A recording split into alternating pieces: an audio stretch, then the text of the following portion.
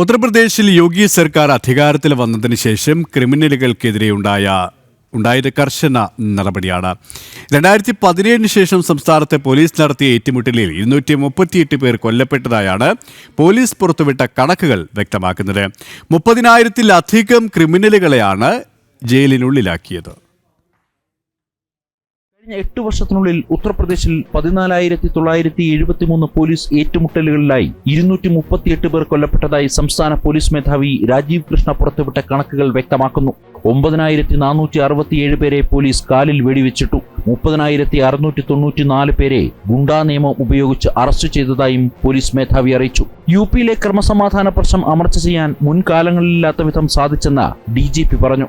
ഏറ്റവും കൂടുതൽ ഏറ്റുമുട്ടൽ നടന്നത് പടിഞ്ഞാറൻ യുപിയിലാണ്, പ്രത്യേകിച്ച് മീററ്റ് മേഖലയിൽ അറസ്റ്റ് ചെയ്യപ്പെട്ടത് 7,969 പേരാണ്. ഇവിടെ പോലീസ് ഏറ്റുമുട്ടലിൽ പരിക്കേറ്റവരുടെ എണ്ണം 2,911 ആണ്.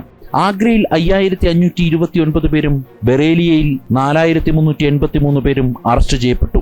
ഇവിടെ യഥാക്രമം 741 പേർക്കും 921 പേർക്കും പരിക്കേറ്റു. വാരണാസി ഉൾപ്പെടുന്ന കിഴക്കൻ യുപിയിൽ 2,029 ക്രിമിനലുകളെ അറസ്റ്റ് ചെയ്തെന്നാണ് പോലീസ് കണക്ക്. 620 പേർക്ക് പോലീസ് നടപടികളിൽ പരിക്കേറ്റു. പടിഞ്ഞാറൻ യുപിയിലെ ഗൗതം ബുദ്ധ് നഗർ മേഖലയിലാണ് ഏറ്റവും കൂടുതൽ അറസ്റ്റ് നടന്നത്. 1,989 പേരെയാണ് ഗൗതം ബുദ്ധ് നഗറിൽ അറസ്റ്റ് ചെയ്തത്.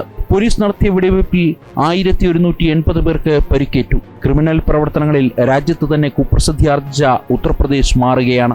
UP സർക്കാരിന്റെ കർശന നടപടികളിൽ ക്രിമിനലുകളിൽ ഭയമുളവാക്കിയിട്ടുണ്ട്. ജനം, ഡൽഹി.